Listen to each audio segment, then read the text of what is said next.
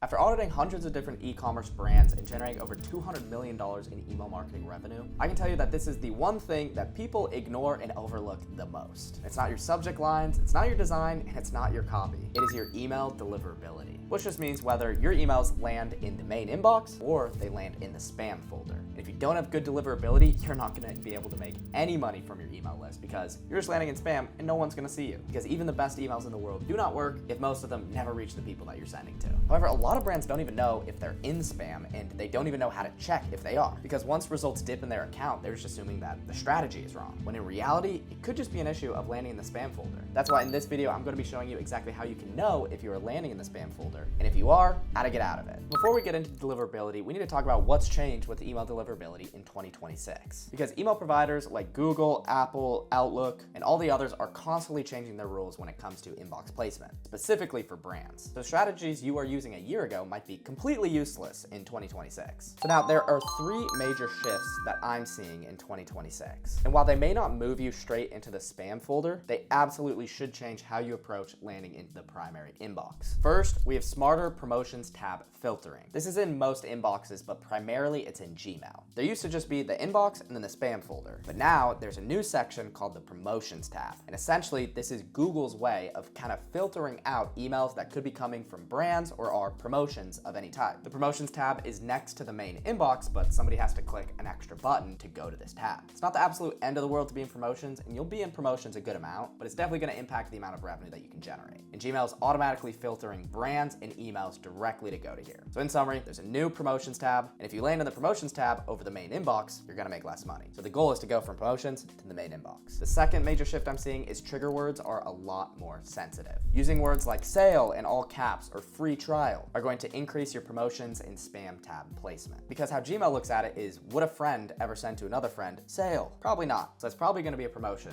And so they're going to be much more likely to send your emails into the promotions tab. So you really have to be careful with what words you are including in your subject lines in your preview text specifically. If you're always doing sale, sale, sale, open now, buy now, things like that, you're going to be much more likely to land there. And third, engagement metrics matter more than ever. Engagement is becoming clear and away the #1 factor towards your inbox placement. Good open rates and good click rates are absolutely critical, as well as reducing your spam complaint rates. This is literally like all that these inbox providers are looking for. Do people like receiving your emails, and do they engage with them? If people engage with your emails, great, they'll send you to the main inbox. If people don't like receiving your emails, then Gmail doesn't want their users to receive your emails, so they send you to spam. And something I'm seeing as a huge positive signal are also your email replies. When someone replies to an email, Google interprets this as, oh, this person is interacting with this brand. This can move you from promotions into the main inbox. And I want to touch on one more huge change that you might have noticed as well. Maybe you've noticed, but unsubscribe rates are higher now than they have ever been before. And there was a specific update that Gmail rolled out that is causing this to happen. So here inside of OmniSend, which is an email sending tool that I use, it's a great option to house all of your data and send your emails for a really good price. They have a lot of different views that other email platforms don't have. And this is one specifically where we're looking at email domain performance. And what you'll see is how many emails are we sending to these different inbox providers. So we have Gmail, we have Yahoo, then Hotmail. We can see clear and away, Gmail is the most. You can see open rates, click rates are kind of like on par, but what really stands out are these unsubscribe rates at 0.47%, when the next closest one is 0.26%, and that's pretty much nobody. So we see this huge spike in Gmail unsubscribe rates. This is me looking at August of last year, and you can see 0.3% compared to today, where it's 0.47%. That's more than a 50% increase in the unsubscribe rate. What the hell did they do? Well, if you go into Gmail, and you can do this on your own, what you can see is you have this easy unsubscribe button that Gmail has added. And so if you want to unsubscribe from a brand, you could literally not even open the email, click unsubscribe, and then boom, that person is unsubscribed. And then once somebody opens the email, they can open the email, and again, right here up at the top is this unsubscribe button right here, and now I'm unsubscribed. So that's another big shift that we need to take into account. But unsubscribes really don't have an impact on deliverability, so you don't need to be concerned about that in terms of landing in the spam folder, but it's something that we need to pay attention to and adjust our email strategies for. But before we talk about how to get out of spam, we need to know if we're landing in the spam in the first place, because your deliverability could be completely fine one week and then tank the next, and then you're screwed. Maybe you sent a campaign with a ton of spam trigger words, it got a ton of spam complaints, maybe your engagement dropped over a period of weeks, or maybe Gmail decided just to test your domain. And if you're not monitoring these changes, you might catch them before it's too late. So I'm gonna walk you through exactly how to catch them. So this is the platform that I like to use. It is called Glockapps, glockapps.com. I'm not affiliated with them in any way. It's just my favorite deliverability tool to use. And essentially they have this free spam checker, and then we will send an email from our domain, and Glockapps is gonna tell us where we're landing. Essentially it's giving like a ton of different emails, and you send an email to them, and then it'll report back where exactly you're landing. All you have to do is sign up, follow their instructions. All you have to do is go to the Inbox Insights product up here, and then you're just gonna wanna do a full spam test this out, and then I will show you exactly what it looks like on the inside. So here's what it looks like on the inside, and this is where we're going to be able to look at our prior campaigns and our reports on where the emails are landing. So we did a test on a couple of campaigns here, and if you go into this reports tab, you can tell us that we send, and essentially you get a score with the percentage. You can see 62.7% for one of them and 56.2% for the other. And then once you click onto any of these campaigns, you will be able to see right here exactly where you're landing. You can see 51% inbox. You can see the tabs, which is going to be promotions tab or any of the other tabs, at 11%. And then the spam rate at 30.9%. So right there, that's showing that 30.9% of our emails are landing in the spam folder. So we got a bit of a spam problem. Ideally, where we want to be is under 5%. We want to be inbox at least like 60 to 80%. No matter what, you're going to get some tabs and potentially a little bit of spam, and that's okay. But really where we'd like to be is as high up in the inbox as possible. You can see the IP reputation right here. You can see the different block lists that we're on right here with these different IPs. It's not anything too much to be concerned of. I haven't seen any of these be a long-term issue for us, but you can see any issues here, and then they have support that will help you, but I haven't really had to do anything serious for any of these. The thing that's super helpful here is looking at the spam filters. You can see the Google spam filter right here.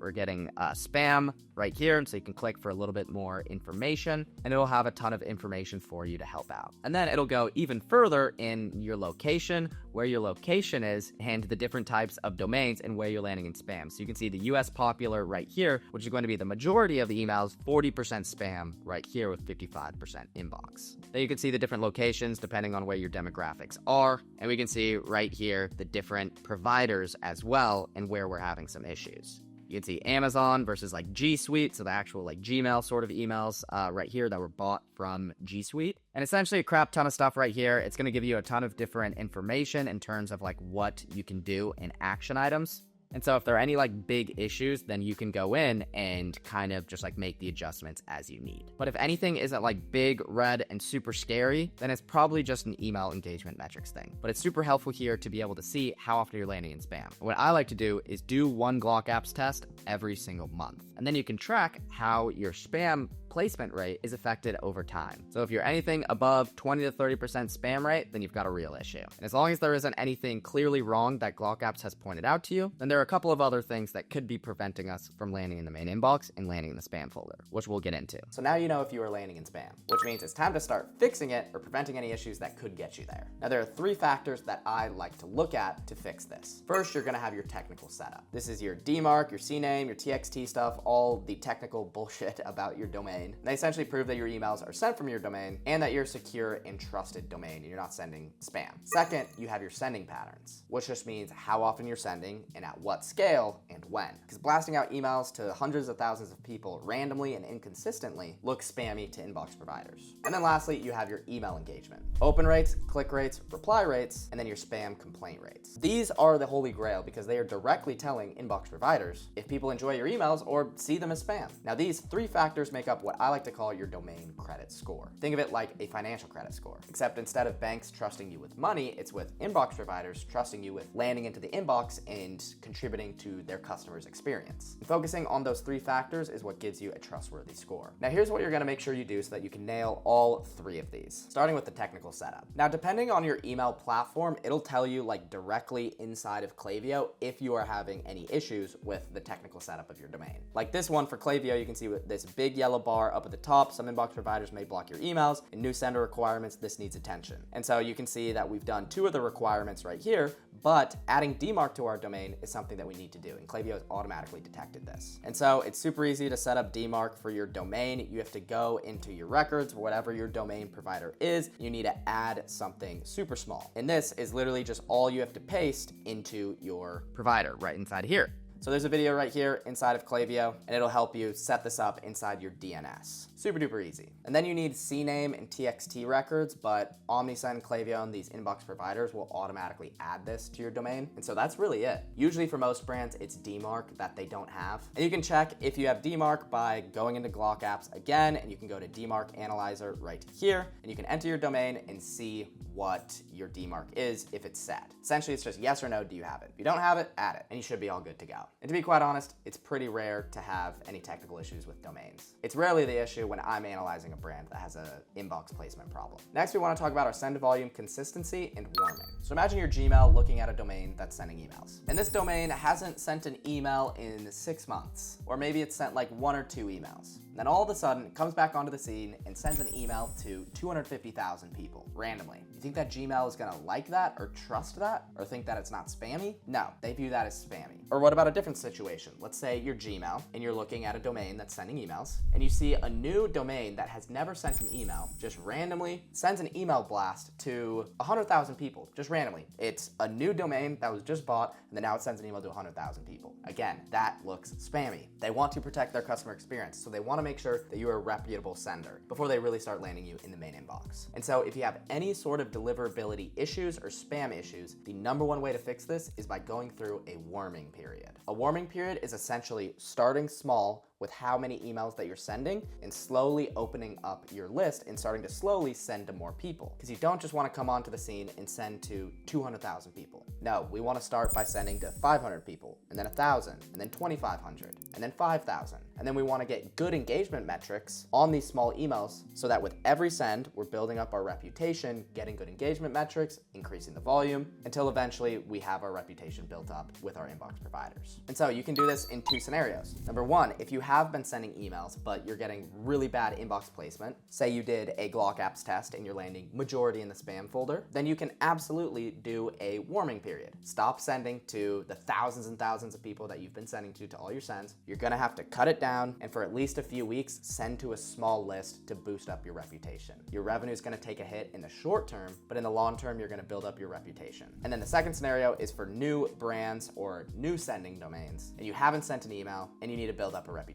That's when you're gonna have a warming situation again. And I've warmed so many different accounts, domains, like I can't even tell you, and it's a really straightforward process, and I'll walk through an example with you. Okay, so let's take a look at this example and warming period that we did for this brand. So this brand had like 50,000 profiles, but they hadn't sent any campaigns before. And these profiles were people who had bought from their brand in the past. All they had was like a simple welcome email and then like an abandoned cart email. So that was slowly sending emails, but we couldn't just blast to 50,000 people. So let's take a look at what we did. So here are the first 2 campaigns that we sent, June 20th and June 30th. You can see how little people we sent to. We sent to 1,000 people in both of these right here. And what we did is we created this engaged segment of anybody who had opened an email in the past 30 days. That's gonna show people who are interested in your brand and have recently engaged with an email, proving that they will open emails if you send them. And so this first email, the first one that we sent out, we only got 30% opens. It's pretty standard for a new domain and a new blast to do that. But hey, look at that, $974 and a very high click rate. Then you can see with our next send, we actually had over a double in the open rate right here. We started to land in the inbox just a little bit more just from this. And then we can go into our next campaign. So we were sending to 1,000 people for those campaigns. And let's look here. So you can see how often we're sending July 2nd, 4th, 6th, 7th, 10th. We have to send multiple times per week so that Gmail sees our consistency and they see we're building up a reputation. So what we do here, again, we send to 1,000 people and we're getting 65% opens. Okay, cool. Now we're gonna expand the list a little bit. Now we send it to 2,000 people. We opened it up a little bit with a slightly different list. You can see right here, okay, we go down to 40% opens, 23% opens, but hey, we don't panic. We stick to the process. We slightly adjust our segmentation and make sure we're sending to people who are engaging. We keep sending, we lower it down to 1,000 people. We get 78% opens. Then we send it to 2,000. We go back down again. But slowly we're just going up and down with each send. And mind you, we're getting a lot of revenue in the process as well. And slowly we start opening things up right up up here to now we're sending to 3,000 people and we're getting 47%, 50% opens. And then every time we expand the list, we get a little bit of pushback, but then we start to build it back up again. And let's go now to this next month right here. And then now, okay, we've started to get a reputation. We're starting to get a little bit more ambitious with how many people we're sending to. And then now we're getting 27% opens to a larger list. Now we're sending to over 10,000 people, to 20,000 people. And then boom, now we kind of have an engaged list of about like 4,000, 5,000 people who are opening our emails. So now we started off sending to 1,000 people, and now we're sending to 10,000 people and getting 43% opens. You can see some of the performance on these campaigns, getting 11 grand, 16 grand, 7 grand. Now we're still not in a great spot because we have some of these lower open rate and click rate campaigns. And so we made sure to tighten things up and be conservative with how often we're sending and really trying to send to just highly engaged people and try to get as many 40 to 50% open rate campaigns that we can. But now we're feeling good. We have a decently warmed up account and we're happy with where we were. We just engaged at least 10,000 new people for this brand and we were generating multi six figures every single month for them. Now I can fast forward to today and let's look at these engagement metrics.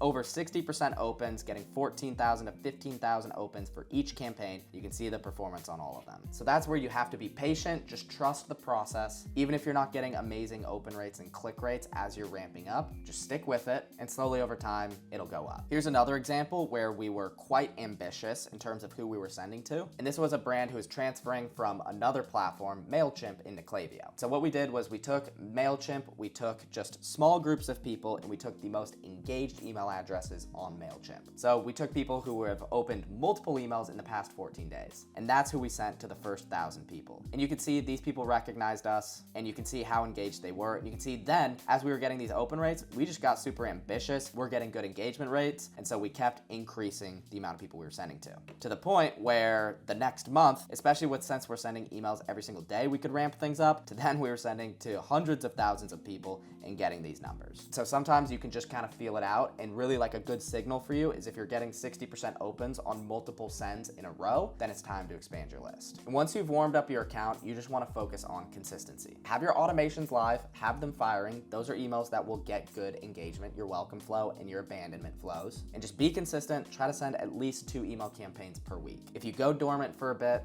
then you run the risk of Gmail losing the credibility that you had with them. So make sure that you're doing that. The third factor here is your engagement optimization. Getting better open rates, click rates, less spam complaint rates. There are really 2 things you can do if you want to improve your engagement rates. The first thing, send better emails. It seems so stupid, but if people receive emails that they like, they're not going to report you as spam and they're going to continue opening and clicking your emails. So make sure you create actually good content. Use memes in your emails like this. This is super fun. Have like funny like Windows sort of stuff here where it looks like a vintage like Windows computer. Have awesome looking design on your emails that visually engage with the customer and give them dopamine. And of course, have fun with it. Things like this comic email that my team put together. Send good content that's fun and people will stay subscribed. And make sure you're rewarding them every now and again with sales and exclusive offers. It does help, but don't spam them with offers because then they're gonna get annoyed and then they're gonna unsubscribe. So first, send better content, and I have plenty of YouTube videos showing you how to create better content, good copy and design, so make sure you check those out. But the second thing is your segmentation. Who are you sending emails to? Never, never, never just send an email blast to your whole list. No, we need to use strong segmentation and only send to people who are actively opening and engaging with our emails. And so for all of your sends, you wanna make sure you're using some sort of engaged list. So what we wanna do is we wanna create a segment of someone can receive email marketing. And then we wanna add something like they have opened an email at least once. We typically, our standard is 90 days if someone's opened an email in the last 90 days, or you can optionally include this as well. If you're in a good place with deliverability, you can also do what someone has done, has